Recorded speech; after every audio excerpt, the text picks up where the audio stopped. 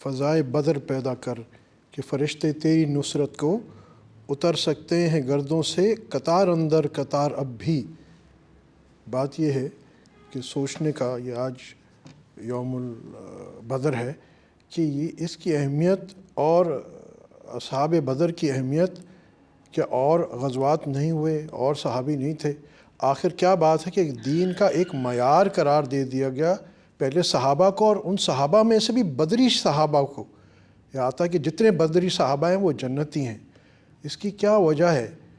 مختصر میں دو باتیں عرض کرتا ہوں۔ ایک، وہ اخلاص، وہ للہیت، اور دوسری بڑی بات وہ جذبہ کہ جب ان کی نظر میں مسبب الاسباب تھے، یعنی اللہ سبحانہ و تعالیٰ مسبب الاسباب تھا، اور سبب سامنے کے جو بالکل مخالف تھے وہ بالکل مخالف سبب سے بالکل متاثر نہیں ہوئے۔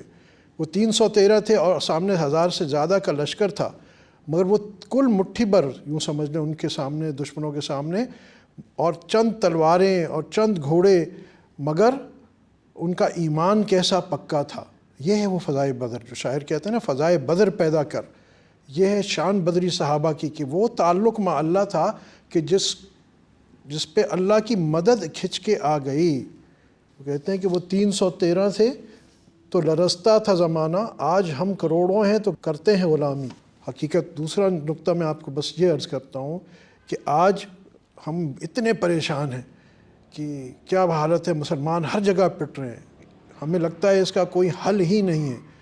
یہ حل بالکل ہے۔ اگر آپ جنگ بدر کو دیکھیں گے، ان بدری صحابیوں کو دیکھیے، آج بھی دین کے احیاء کا وہی طریقہ ہے، فضائے بدر پیدا کر، ان بدری صحابوں جیسا جذبہ پیدا کیا جائے، تعلق مع اللہ، عشق رسول اللہ صلی اللہ علیہ وسلم ایسا پیدا کیا جائے، اور تن من دھن سے اپنے آپ کو اللہ کے سپرد کر دیا جائے، رسول اللہ صلی اللہ علیہ وسلم کے سپرد کر دیا جائے، اور توکل اللہ اور اس کے رسول صلی اللہ علیہ وسلم کے کہنے پہ کر دی جائے، تو پھر آپ دیکھیے کہ فرشتے تیری نصرت کو اتر سکتے ہیں۔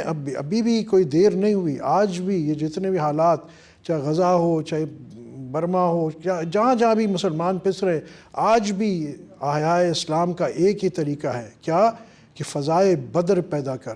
اور کتنے قیمتی یہ لوگ ہیں اللہ کے یہاں۔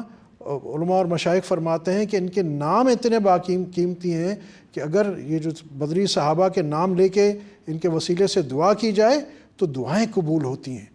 تو آج میں اور آپ بھی کسی اور رب کے بندے نہیں، اسی رب کے بندے ہیں جس کے صحابہ، اسی نبی صلی اللہ علیہ وسلم کے امتی ہیں جس کے امتی بدری صحابہ تھے۔